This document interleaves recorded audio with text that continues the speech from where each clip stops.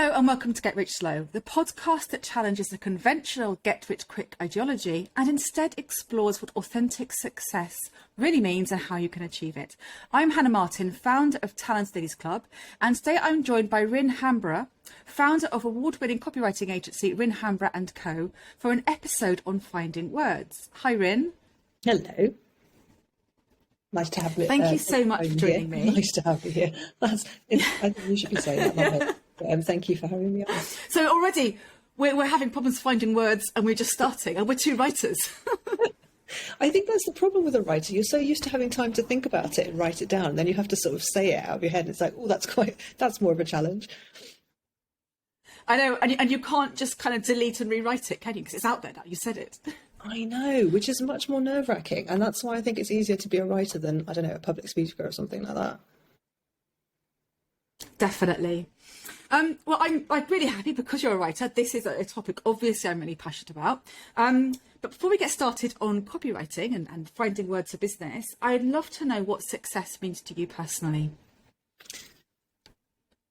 I did actually write down a one-word answer, but just to remind and prompt myself about, it's about balance for me, because I think all through my career, I remember early in my career, there was an opportunity for a promotion. I was working as a journalist. There was an opportunity for a promotion into kind of an editor position. And, you know, I was still fairly young in my role. And I remember my ex at the time, because I was like, I'm not really keen. I don't want to go for it. And he was like, you should go for it. You should go for it. And I was like, I really don't want to do it though. And he was like, oh, you've got no ambition. And I was like, I do have ambition. I want to be happy in my job. And I really wanted to be a writer. I didn't want to edit other people's work. I wanted to write my own work. And so I think that's always defined it for me. It's like, am I enjoying my job? Am I enjoying my life? And now I've obviously got a team. Are they enjoying their jobs? Are they enjoying their life? And to me, so long as we're getting that right, then that's success. That's interesting how many people I've interviewed have come up with a very, very similar version of it. No one yet has said success is like buying a Ferrari and living in the south of France. I mean, I would love to live in the south of France. I wouldn't have a Ferrari, but we are going to be buying a camper van this year to convert. And that is like definitely a milestone of success for me. Having my own camper van will be very cool. Excellent. So how long have you been a writer? I had to puzzle that one out. I did my first paid bit of writing in 2003, so it's coming up 20 years, which is mad. But I've literally been writing since I was a little kid, and that's just what I've always loved. Excellent. And so I know you were a journalist before, and now you are a copywriter and owner of a copywriting agency. So how do you help businesses now? What is it that you do for them? It's interesting actually, because I've sort of almost not a writer these days, because I'm sort of running the business, and the writing I do myself is more internal. So I write a lot of our blog posts, and I'm writing a book at the moment, which is exciting. But as an agency, we work primarily with what we call expert-led businesses. So businesses where they're not necessarily just selling like a product or a service, but they're selling their expertise that's in that business. So the people and the knowledge and the skills and experience they've built up. And we do two things for them. First of all, we help them to clarify and communicate their message. And then the second thing we do is help them establish their authority. So the first bit is around kind of creating their brand voice and messaging, making sure that what they're saying it matches what people need to hear. It's not about being authentic. You've got to get that Venn diagram crossover between what you need to say as a business and what people need to hear. And then, the second bit is more around kind of content, blog posts, white papers, anything that just really helps to showcase that expertise. Because, as you know, as a writer, you can't tell people you're an expert, you have to show them. And how important is it that people do find the right words, that spend the time on that sort of thing? Does it really matter to a business that they do that? It depends. If you are completely unique in what you do, and equally people understand that concept. If you sell a product and it's really obvious and it's really unique and there's only one place you can get it, I guess maybe you could get away with not having the perfect words, but I think it's a very rare circumstance. I think as well, when a business is kind of young and finding its feet, often there's a sort of a flexibility in sort of certainly the kind of positioning and messaging as they find their feet. But yeah, I do think it's essential to do it right. And even down to little shifts in words. So, if you think about your values, I wrote a blog post about how we never use the word staff. I don't talk about my staff, because that to me fundamentally suggests that kind of a hierarchy. It's a very old-fashioned position. So we always talk about the team. And I don't even say people who work for me. I talk about people that work with me, because I don't really see them as working for me. I see them as working, for us as a greater good as a team. And so those little shifts can really solidify your kind of position, in this case, values. Or if you look at something like, e-commerce, a bit more kind of data driven, you'll see a difference between when a shop has a call to action button that's got buy now versus add to cart, because psychologically they're very different. If you buy now, it's kind of playing on that kind of scarcity mentality, whereas add to cart is like, don't worry, you're not committing right now. You're just adding it to your cart. You can always take it out later, which psychologically feels very different. And those are the kind of things that you could test, and you could, a kind of a shop where they've obviously got high volume of lower cost items, perhaps they can test what's the difference between shifting from one to another, and kind of get some real data driven insights as to how that language shifts things. But that's just a couple of examples. It's all about psychology, really, at the end of the day. And so what are the consequences of getting it wrong? If a company either doesn't invest the time or the money in working out what to say, or finds the wrong thing, have you found examples whereby by making a change and getting things right has had a significant transformation? And what was it transformation? Yeah, definitely. I think there's loads of potential consequences of getting it wrong. I guess in the best case scenario is just that it's going to be a bit of a waste. You write your website copy and it's not really that effective. You're kind of spending time and effort writing blog posts or social copy, and it's just sort of not landing properly. So that's just a bit of a waste. But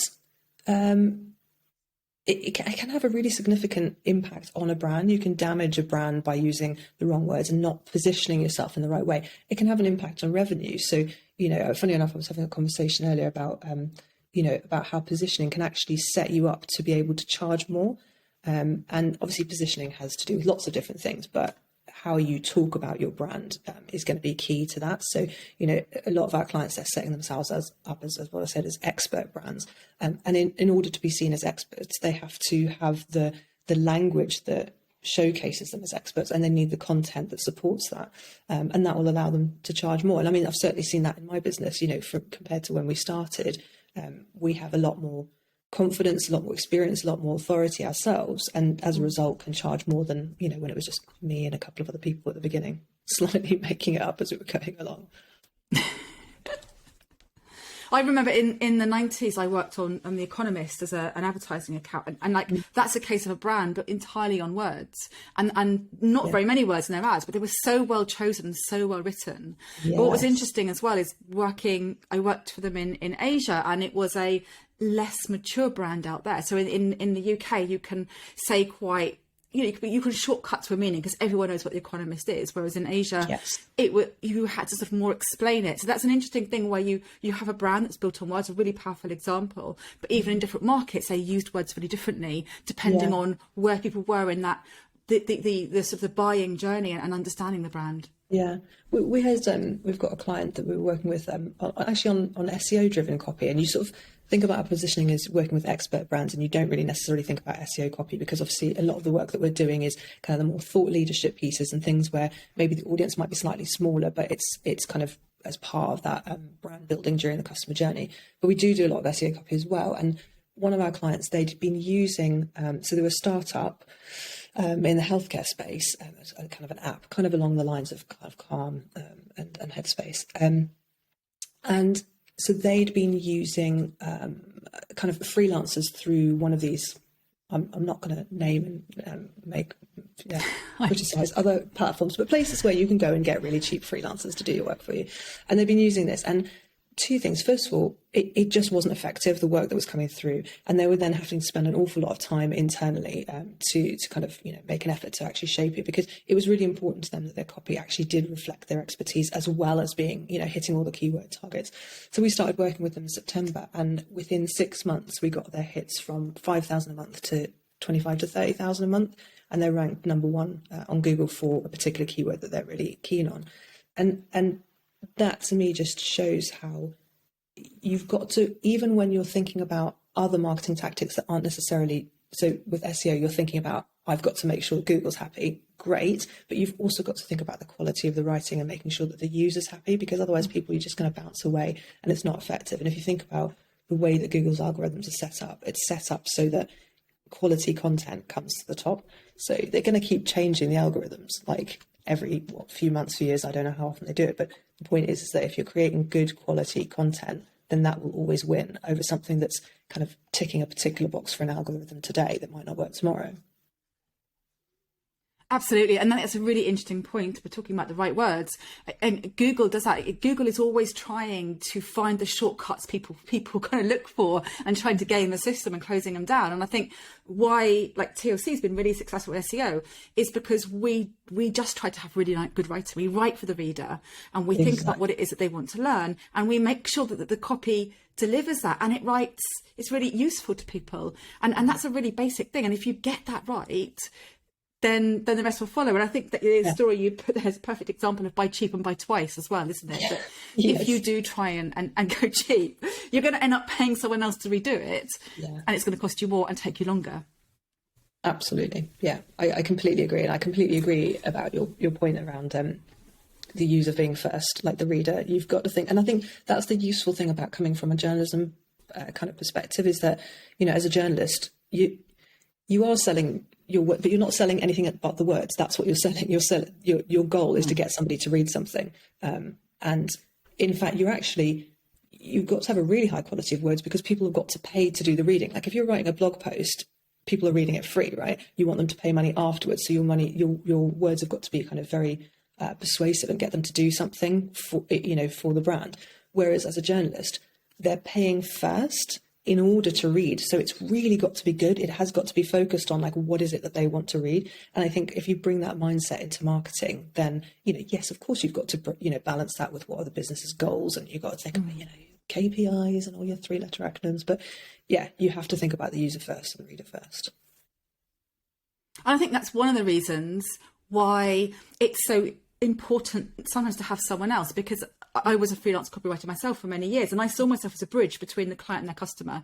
And often when it's your business, you're so close to it and it's very hard to see beyond that. And you've got things that you want to talk about because they're important to you.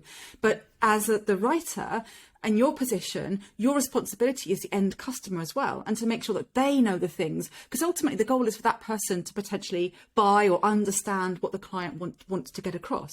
So you need to translate that in a way that person's going to understand, and it's not always the way that the brand maybe thinks, and so that's your job, isn't it? You're a translator between the two different audiences and making sure both their needs are met. Yeah. And you want to allow people to make good decisions for themselves, because good decisions are the ones that stick.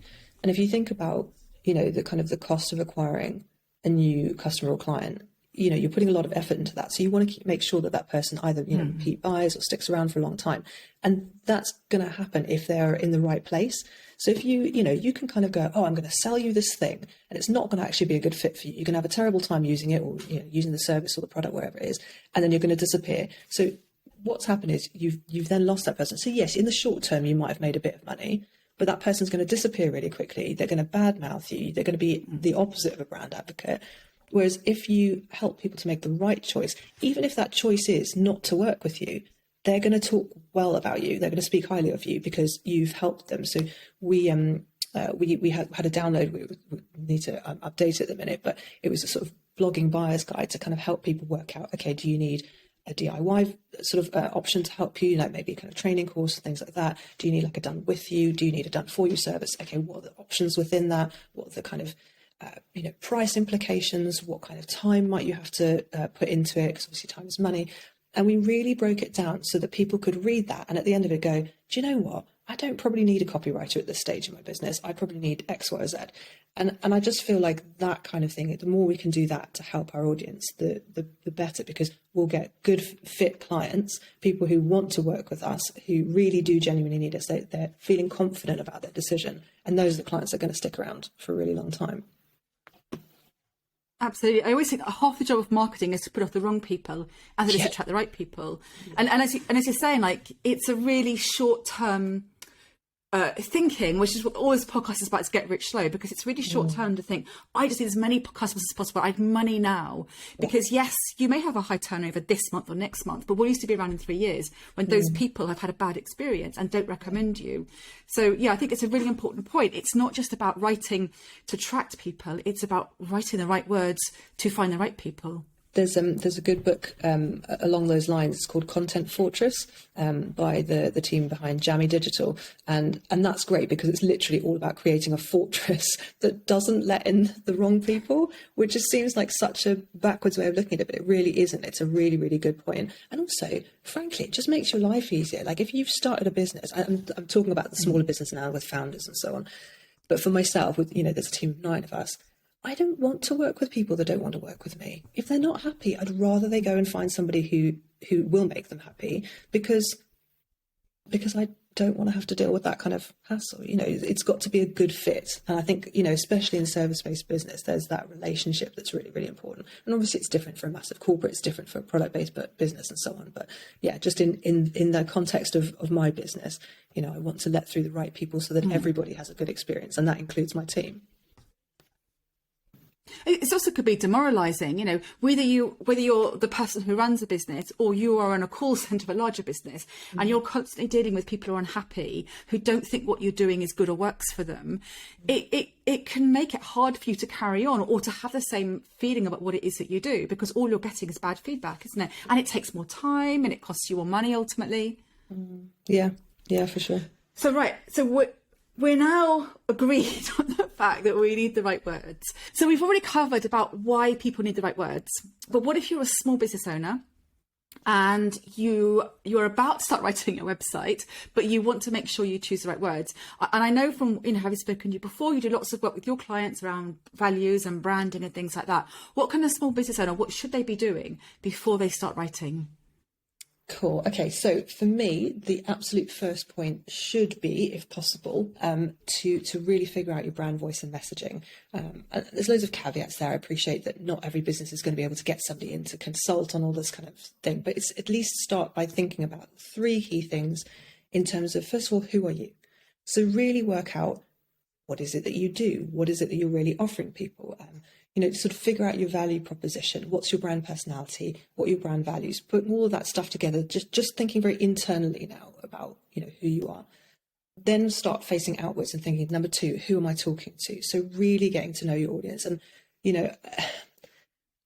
it's when you're in marketing, audience personas are sort of a given, but I think for a lot of smaller businesses, it's something that they don't necessarily think about or think about in very broad terms. I work with women aged, 25 to 50. That's great, but actually let's get a little bit more specific.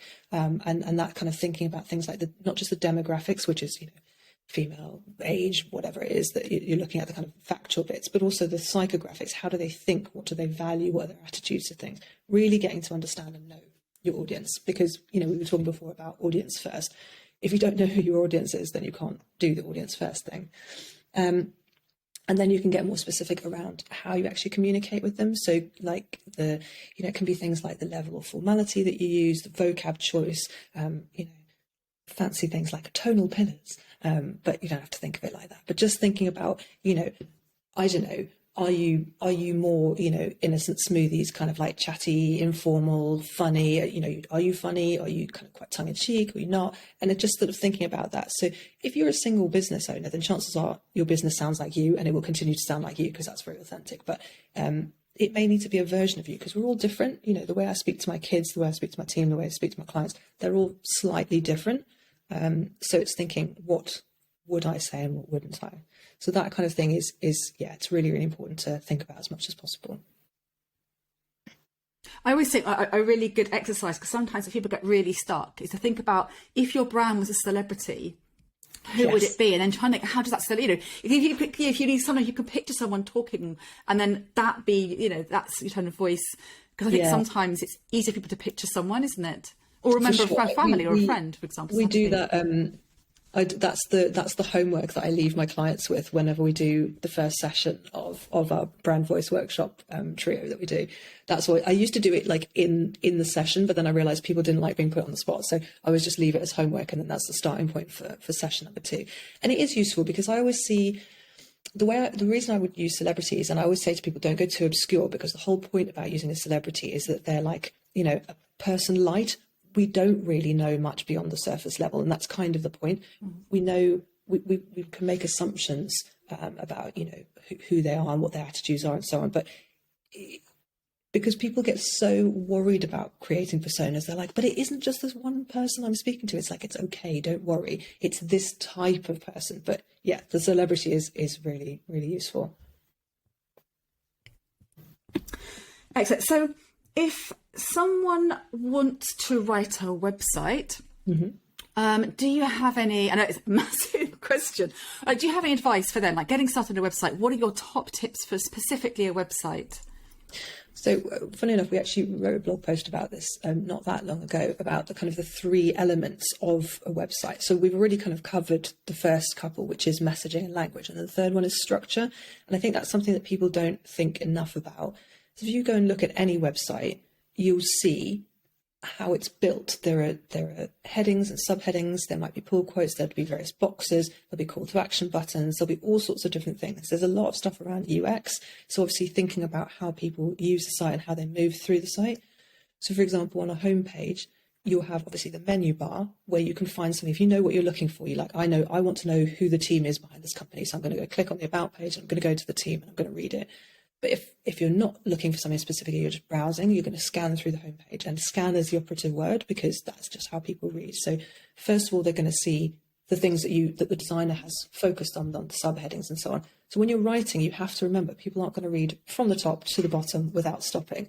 They're going to read layer number 1, then layer number 2 if it's interesting to them, and then if that's interesting, layer number 3. So understanding UX and design and kind of design hierarchy and stuff is really, really important. That might sound scary to somebody who's not in that world, but actually just look at a bunch of other websites. That's always my advice. It's I've only learned what I know about website copy by looking at other websites and seeing what works and what doesn't. Whenever I use a website myself, I always think, which bits do I click on first? Why do I click on them? What am I looking for? Which bits are irritating me and which bits aren't? So I was thinking about your question before and about the kind of various elements. So structure for sure. Think about like how many words are used where.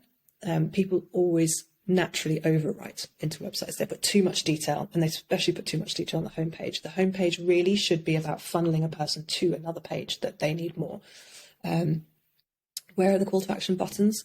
So again, a lot of people forget them and don't put them there. They don't ask them to do anything, and you do need to ask people to do something at the end of reading something, whether it is click through to another page, but don't right click here because it's very 90s.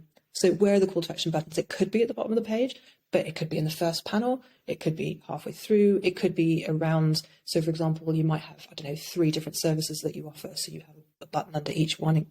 Again, you're filtering people to what they're looking for. So call to action buttons are important. There's another clear difference between pages that sell and pages that inform. So some are much more heavily persuasive than others, and that's just something to kind of bear in mind. And so, for example, you don't want to be like an about page, generally speaking, or if you've got a page about your philosophy, your values, and so on, that page isn't really going to be a heavily sales-based piece. It's still going to be persuasive, but in more of a relaxed way. So it's about thinking about that. And yeah, just that idea of scanning. We do all scan, but some people want more detail and some people don't. And again, this is where it's helpful to understand your users, but some people will scan very much top level and only read a bit that they want. Other people will be like, no, I need to know all the details of your processes and how do you do things. And funny enough, there's, in marketing, we always talk about, focus on benefits over features. And that's all around, making sure that rather than going, oh, our widget has this capability, super, what does that mean for me as a user? It's really important to do that, and especially like in kind of tech and kind of the more boring kind of stuff like that. But actually, I think sometimes people they've gone too far the opposite way. So actually people are kind of going like, this will save you time and it'll save you money and it'll help you do this. And it's like, how are you going to do that? And so actually it's really important to remember that you do need both. You do still need those features. If you are, saying that you have a great new system for doing X, it's like, cool, give me a little bit of an insight into what that system is. Otherwise it just sounds like marketing puff, and that's not very persuasive. So yeah. You need some of the hard detail as well. That was Excellent. So if I know I'm going to quickly summarize. So think about your website as what the user's experience. How is the user going to move through it? Think through their eyes. Remember that people scan, so keep copy short, don't overwrite, have call to action buttons where needed.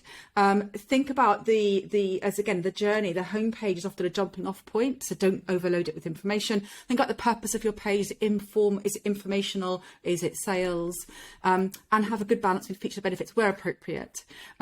Absolutely. I always think, like, when you look at when you draw like site maps, they're often like a family tree, aren't they? So you've got your homepage at the top, then you may have like 4 or 5 top nav, and so I think for that journey it's really important. Someone might come to your homepage and want to go to About Us, and then look at your team, and each level down might have more factual information, but the only people who are going to go there are the ones who want that information. But the ones at the top get just what they need without overwhelming them. It's getting that balance always between. On the one hand, you want people to be able to get to the information as quickly as possible, so as few clicks as possible. So you don't want thousands of layers. So it's like, oh, I just want to get to this place. Now I'm to keep clicking. But exactly as you said, you want just a sort of top level of information. I always think 3 clicks is a good amount to get to a piece of information you want. If it's much more than that, then it starts getting annoying. Definitely. So that's websites. Now, what about blog and social content? How important is it, and what are your tips? I would say essential, but then I would say that. But I think content is important. And I think that, again, if you know your audience, you're going to know what type of content that is. Some people, it's TikTok videos. Some people, it's animated explainer videos. There's lots of different content that you can put out there. And I wouldn't say that one is particularly better than the other, except in one particular element. There is something about having to write down what you think that forces you to think more clearly. Because when you're having a chat, this is why sometimes people are like, oh, I'm just going to jump on the phone rather than send an email, because it's complicated to send the email, because you have to actually phrase it the right way. You have to think much more clearly about what you're trying to say. So I do think that there's a degree to which, if you're writing your own blog posts, you will learn as you're writing, because you will go, what do I think about this thing? I'm not sure about that point. And then you maybe look something up, or you'll just sit and think about it for a little while. Writing is a form of thinking, and I think that there's a real power in that. And I think that can happen as well when you use an external provider. So, we've had a lot of feedback from our clients that they've found that the process of being briefed or doing a briefing, so when they're, we're asking them questions and we're getting that information from them, we're forcing them to see things in new ways, and we're providing that outside perspective. And then they read a blog post back and they're like, oh yeah, that sounds really good. It's like, well, yeah, it all came from your head.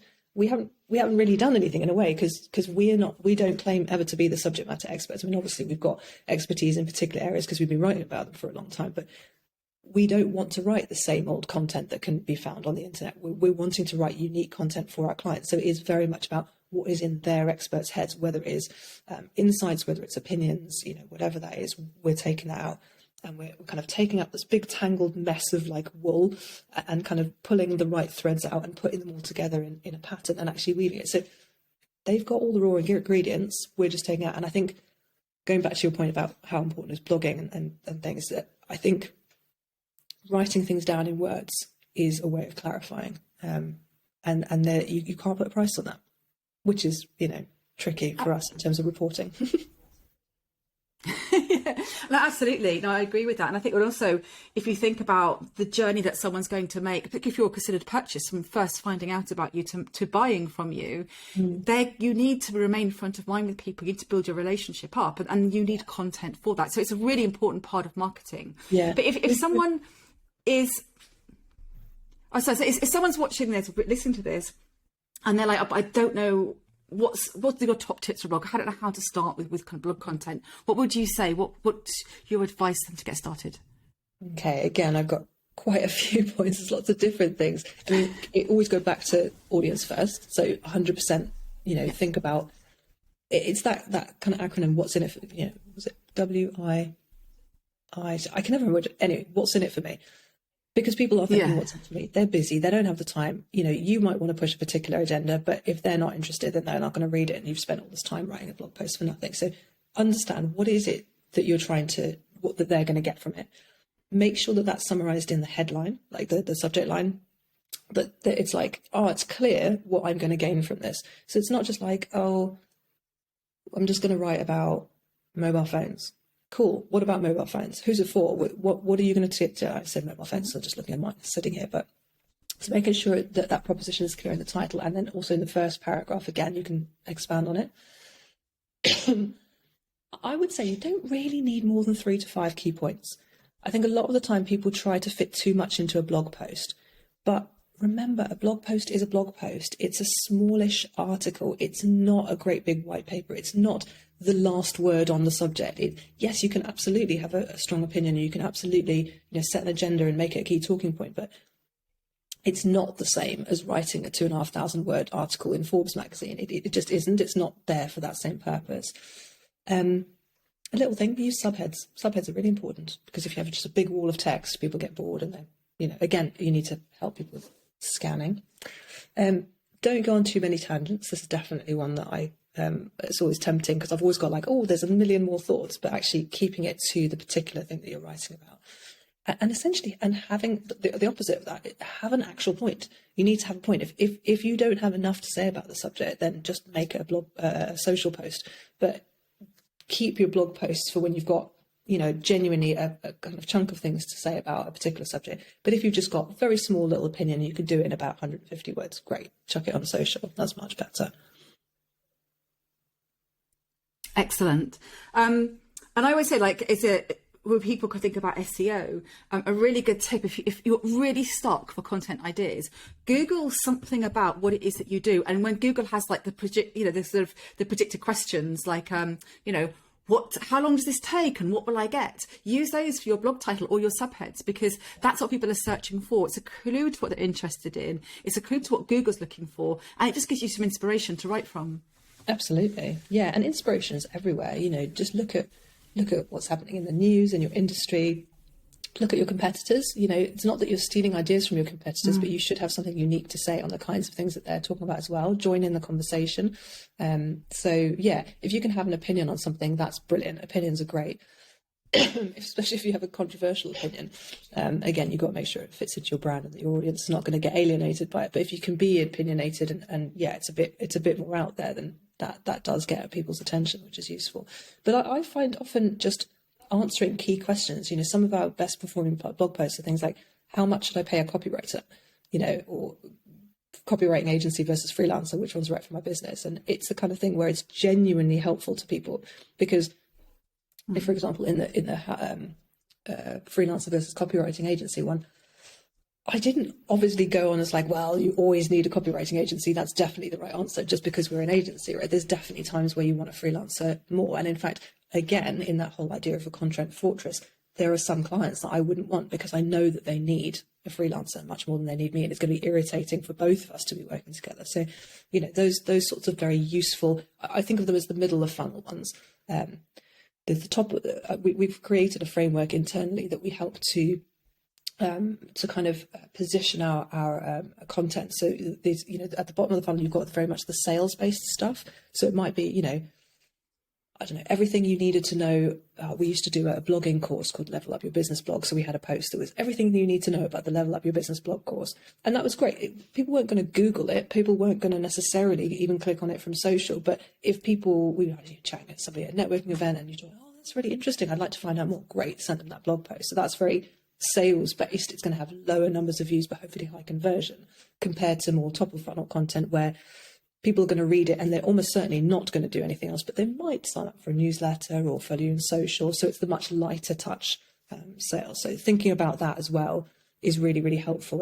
And actually it's a good way to do an audit. If you've got a few blog posts already, is look at them and think, where are they in the funnel? And that's quite interesting to sort of see. And then which ones are performing better as well. Definitely. And that was something I learned the really early days of TLC. And I was like, I would look at Google Analytics every single day and I track, almost per reader, like how people were reading it. But it helped me to see like which blogs that people really loved, and performed really well and got picked up by Google and which didn't. And that informed how I wrote later ones. So definitely looking at the performance of your content is really important. And performance is really interesting as well, because there's so many metrics that you can track. So Obviously, how many people, are learning through Google, great. So that shows you how much how visible it is on search. But then also how many people actually stay and read it. What do they do next? Are they doing something? So there might be some articles that, are getting high amounts of readers, but actually quite a high bounce rate. It's not actually impacting very well. So yes, it could be helping your kind of score and going up and visibility. But actually there's some other ones where you're getting, 50% of people that read it sign up for your newsletter. And so it's sort of thinking about, again, where it is in the funnel, what it should be achieving, and also what your particular goals are in your business, and understanding that. So, I think we can always get trapped into the numbers game. And that can be really disheartening when somebody's like, oh, yes, I have 250 million readers on my blog post every day. And you're like, oh, I don't. But you might not need it, so that's okay. I know, exactly. And that whole vanity metrics thing, I just find it's such a minefield. Like, also someone who goes, yes, I have a £3 million turnover. And it's like, well, yeah, but what's your profit margin? Because like numbers in isolation don't always tell you very much. Yes, absolutely. Fantastic. No, go for it. The last thing I was to ask you was email marketing. Now, again, this is the thing that most people forget about, but it's really, really important. We're talking about that funnel thing, and like, once someone has found you and maybe they've signed up for your newsletter, or maybe they've downloaded something, a piece of content, and people just sort of, maybe, if at best, they might send them a sort of welcome email, if that, but then they sort of leave them hanging.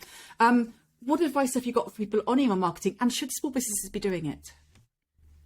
I guess it's all a matter of capacity, and obviously, like, every business is slightly different. But I definitely think it's about thinking of the, I think it was Joe Pulizzi who founded the Content Marketing Institute, who talked about kind of like rented real estate versus bought real estate.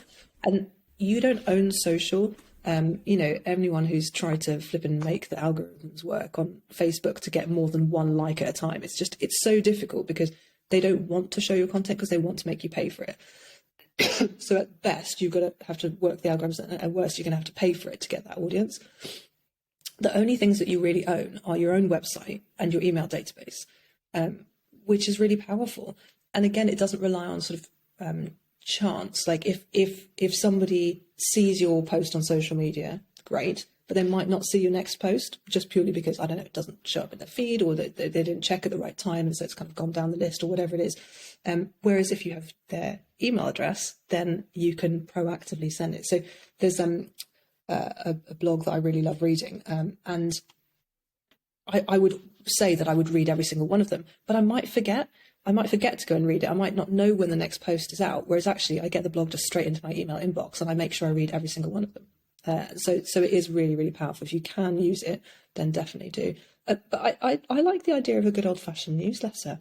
I know it's not a very fashionable term these days, but I think maybe it's because I come from a magazine journalism background, and I love that little roundup of interesting bits and bobs. So we've sort of stopped doing ours just for the time being because we're going just through this relaunch and new website and so on, and so we're going to kind of do the new branding with it. But ours has always been, okay, here's the last couple of weeks' blog posts.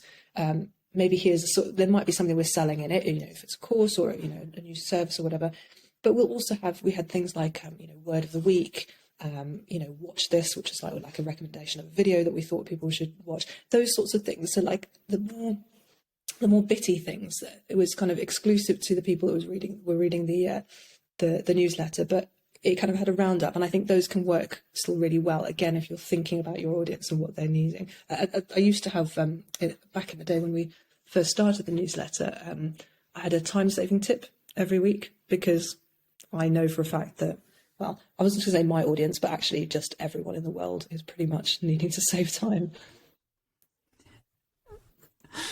That's brilliant. I always like when TLC first started, and this is sort of more social media, but it definitely applies to what you've just been talking about, newsletters.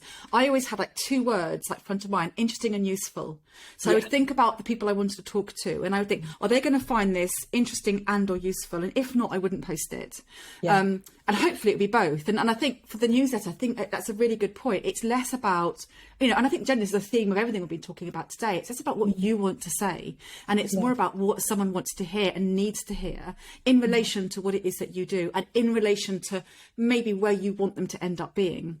And I think if you retain that perspective all the way through every single thing that we've talked about. And you've mentioned it's all about what's your audience thinking? What do they need from you? And if you can deliver that, then they're going to love you and they're going to want to consume your marketing and then hopefully want to buy from you if they're the right person. Yeah. And it's difficult because obviously, capacity, whether that's time, budget, whatever it is an issue. And I do have to sometimes remind myself every time I'm like, we could do this and then we could do that. I'm like, okay, hang on a second. I don't have, I remember going to B2B Marketing Ignite in London a few years ago.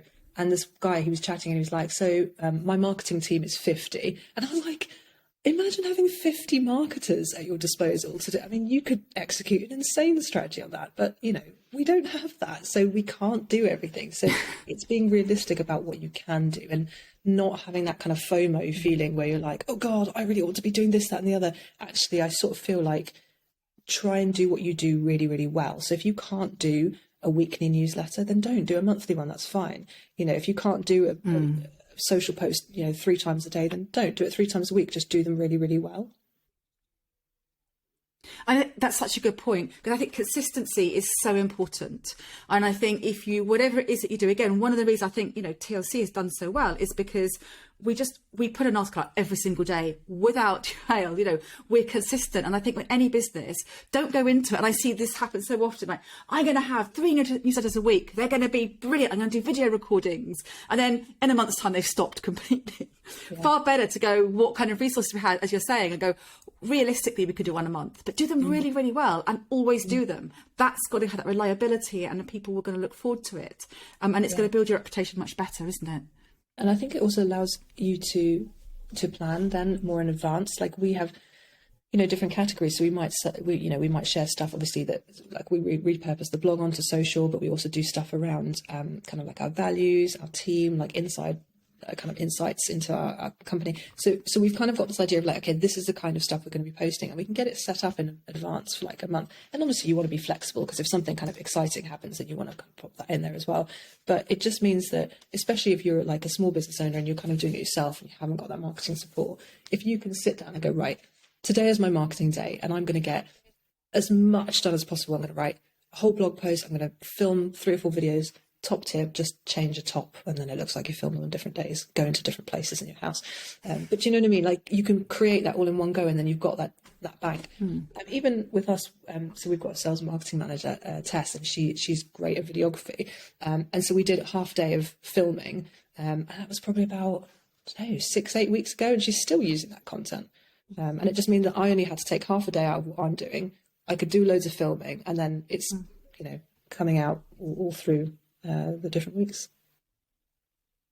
You just put your entire wardrobe to work for that half day. Yeah. I don't think I actually made that much effort. I think I just wore like one change of top or something like that.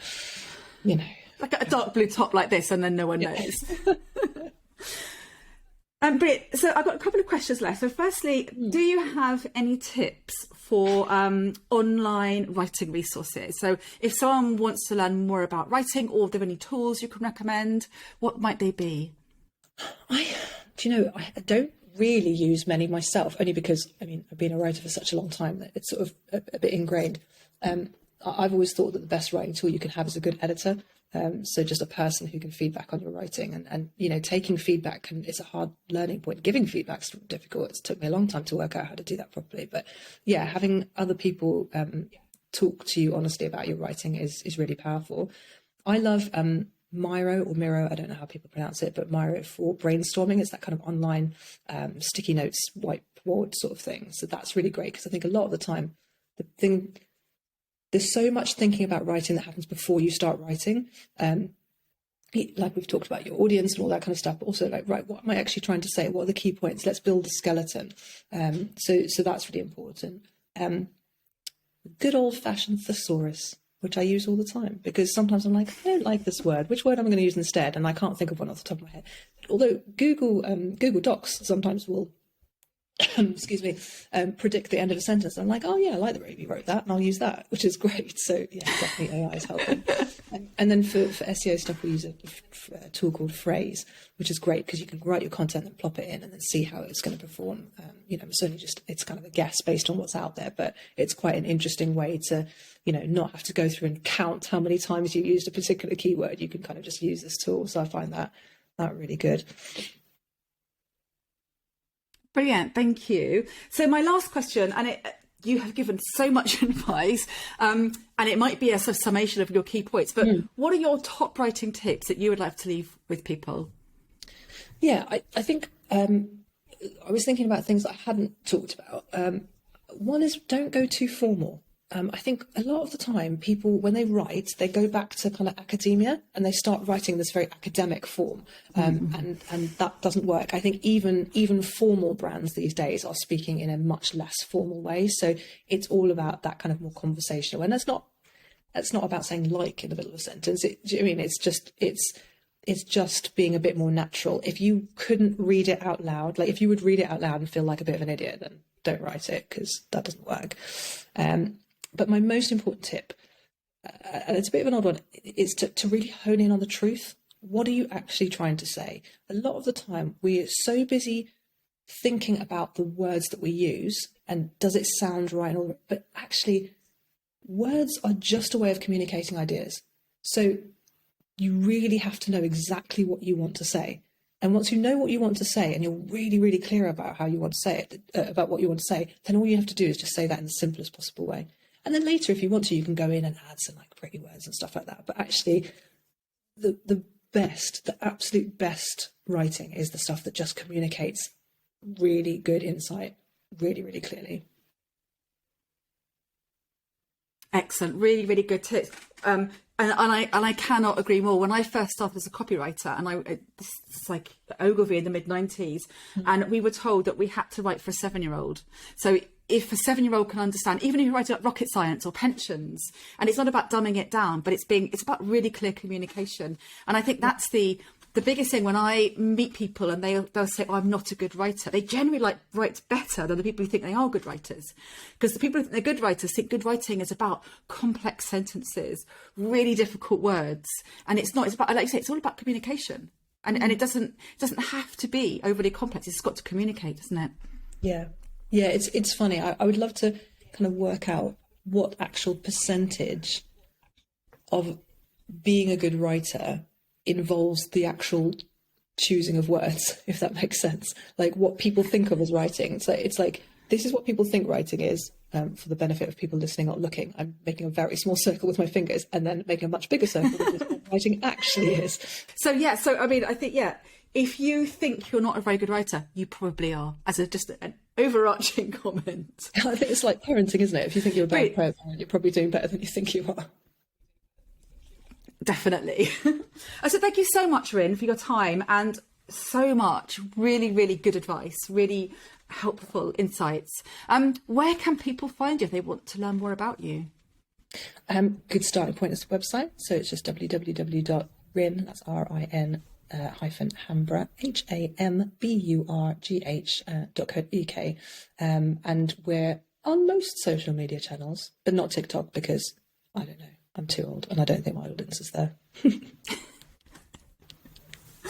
Excellent. Thank you so much. And I hope you have a good day.